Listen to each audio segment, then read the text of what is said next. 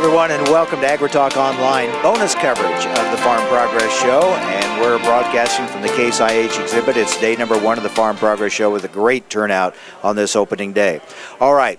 The Renewable Fuels Standard, very much in the news these days as we have people calling for waivers and things like that. And we want to try to get, again, some accurate information out there because there's a lot of inaccurate information that's going on about ethanol, about the Renewable Fuels Standard. Here to talk with us is the CEO of Growth Energy, Tom Buis. Tom, good to see you again. And I know you're frustrated, I'm frustrated. There's just a lot of frustration because there is so much misinformation out there. Let's start right with one of the most commonly misinterpreted, misconstrued numbers that are out there. When people try to talk about how much of the corn crop ethanol uses, they throw out a number like 40% and gets everybody upset and concerned, especially in a drought year. Let's clarify that again.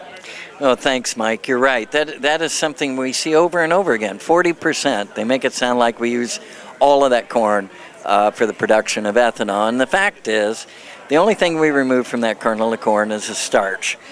All the fiber, all the oil, all the protein, the nutrients important to livestock goes back into a co-product called distillers' grains.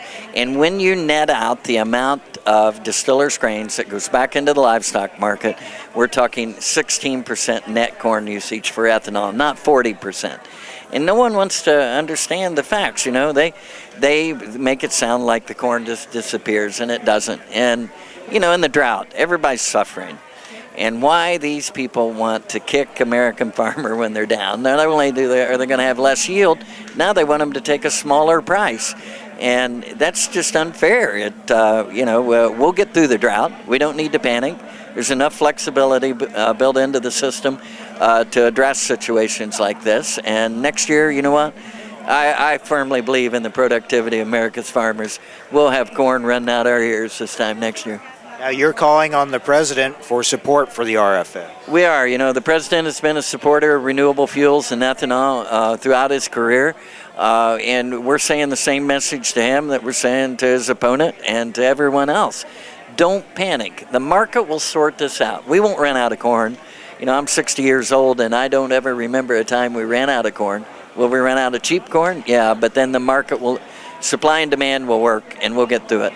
I've said maybe the thing that throws people off about the RFS is it's a policy that works, and we're not used to that in this country. I mean, it had built-in flexibility, and that flexibility is where the market is working, the ethanol industry is adjusting, the credits are out there, we have a surplus of ethanol, and just like the critics of the RFS just totally ignore all of those things.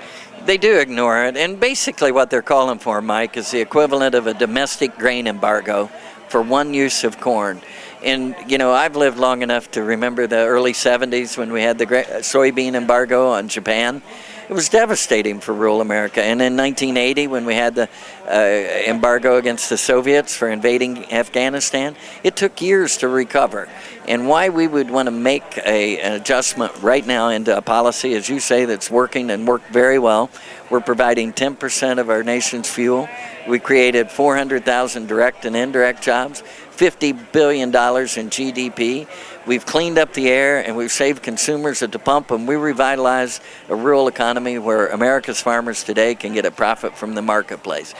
That's a win for everybody. And you mentioned gas prices. We're concerned, you know, about them going up and the impacts of the storm, Isaac, and all of this. And again, we point out ethanol has helped hold down gas prices. In fact, if you'd got rid of ethanol, gas prices would skyrocket. We're 10% of the nation's fuel source. Look at last year when we had the disruptions in Libya, far smaller amount. Look what it did to gas prices. And there's more economic harm that's being caused by the rising gas prices than there is by the rising price of raw commodities, which make up such a small portion of what the American consumer pays at the grocery store. Always find it interesting, too, when big oil comes out against the RFS. Well, they've used more than they were required to, haven't they? They have, and it's a little bit ironic that they've used 2.5 billion excess gallons over the past few years. That's one of the safety nets that's built into the system that they can use in a short crop or short ethanol production time frame. But also, they're blaming us for the drought. And, I get so upset when I hear people say, well, they're liquidating cattle herds because of ethanol. They're liquidating cattle herds because 80% of a beef cow's weight comes from hay and forage. That's for a lack of rain. That's not ethanol's fault. And, that's part of the market adjustments that will occur in a drought. Everybody wants to see us get through it. We will. And it's not going to be without pain for certain sectors, but they shouldn't put all the pain on the very person who's suffering, the American farmer. And you look at the fact that in this drought year, without ethanol, we wouldn't have probably had more acres. Where would we be total production-wise if we'd have had fewer acres? Oh, you're absolutely right. Last time we had a drought like this in this part of the country was 1988.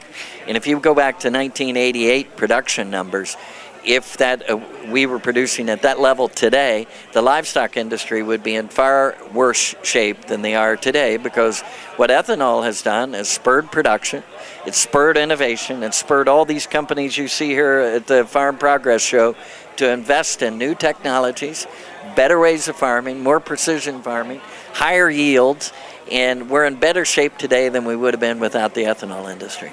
And again, corn ethanol is that bridge to the next generation of biofuel. It is, and if they start messing with the RFS, you're sending a signal to anyone who wants to invest in corn stover, for example, or wood waste, anything to produce ethanol out of a different feedstock, that they can't count on it. They'll go to the sidelines, and that's the last thing we want to do.